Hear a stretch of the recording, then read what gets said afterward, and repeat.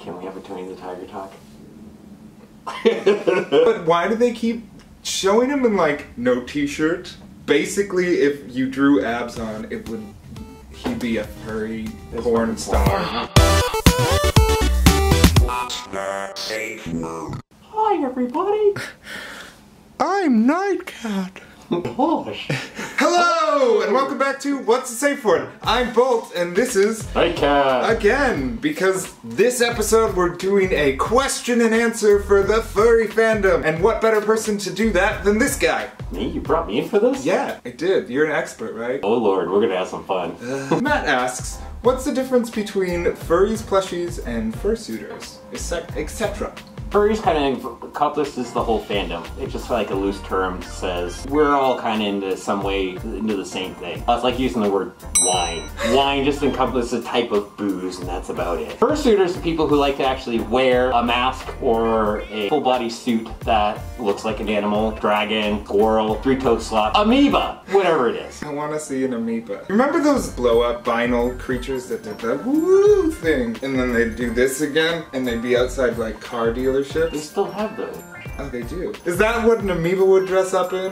Like just an inflatable one of those? I picture like a suit with two people inside with some like Velcro. And we can kind of like break apart and wiggle. Hey man, was it good for you? So back to what we're talking about. So that's your fursuiters. Plushies can mean like, for what I've gathered, two things. More cartoony, big fursuits that kind of look more like stuffed animals, or people are actually into stuffed animals. Pup Beacon asks, why all the hate on baby diaper furs? I think there's more for people who just don't understand. They don't get it. Unfortunately, people, when they don't get something, they tend to lash out, find it being gross and disgusting and different. This coming from other people who dress up as animals. Second question from Pup Beacon, do furries ruin everything? Yes. Caleb asks, and I think this is a directed question, when did you first discover you were in the fur affinity? I assume that they're talking about the fandom. Not the website with the porn on it. I discovered the fandom probably around 96, 97-ish. I was on this gaming group called M-Player back in the day where you could play cards, demos for Diablo and some other crap on there, but I like playing hearts, so I was on there playing that. They had little icons of furry characters. I met a female tiger on there. She casually asked me, like, are you a furry? And I'm like, what's a furry? And she's like, oh, let me blow your mind away. Scriff asks, there's a very obvious overlap between furry, puppy, ABDL, BDSM, etc. that a lot of furries seem to ignore or disassociate from. Should the furry fandom as a whole try to sweep these other communities under the rug for the sake of public relations, or should these communities and their members be embraced and welcomed? Oh no! So that is a very hard question. And I'm going to start off by saying that this is my personal opinion on it. How I see it is you can push them underneath the cover and hide them away, but what do you gain from that? Like, what is your end goal? How much bigger do you need this community to be?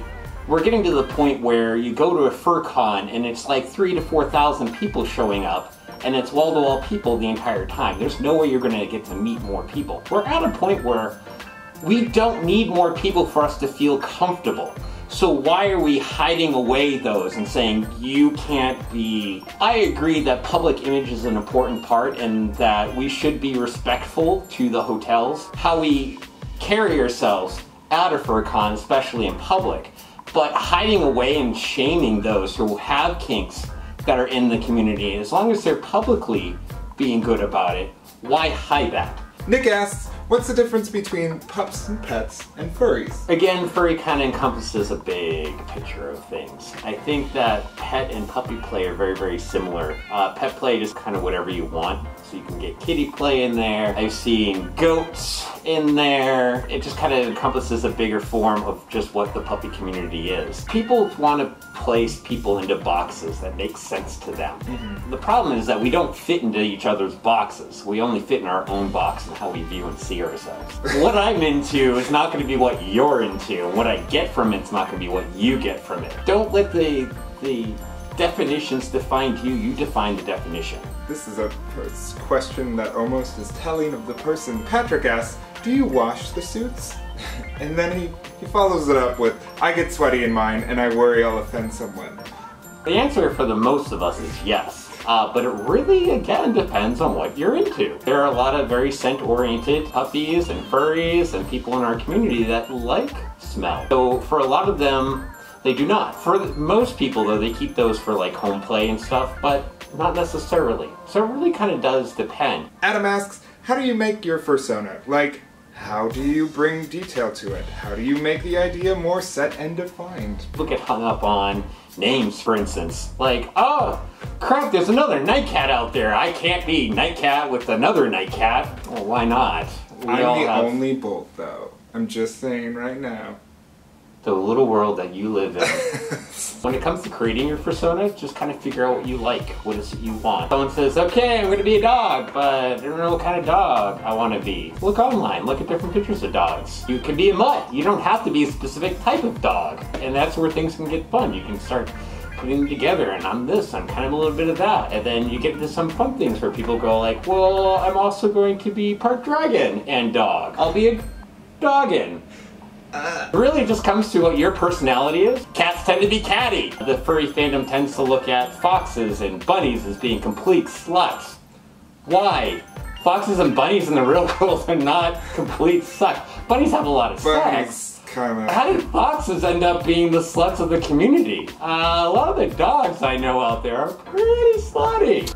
@DogDove asks, does the fur come off for sex or does it get dirty/looby? If so, how do you keep the vibe?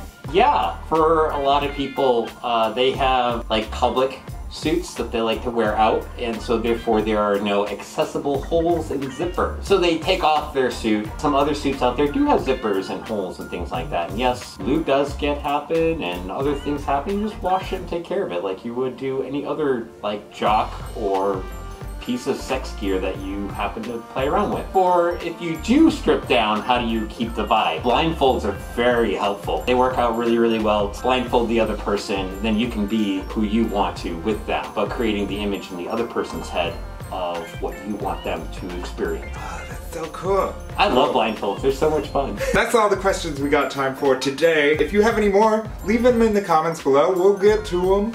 We'll answer what we can. Speaking of washing your sheets, why are you need a safe word for washing your seats? That was a good scene. Our safe word today comes from Natalie. Natalie's safe word is lightsaber.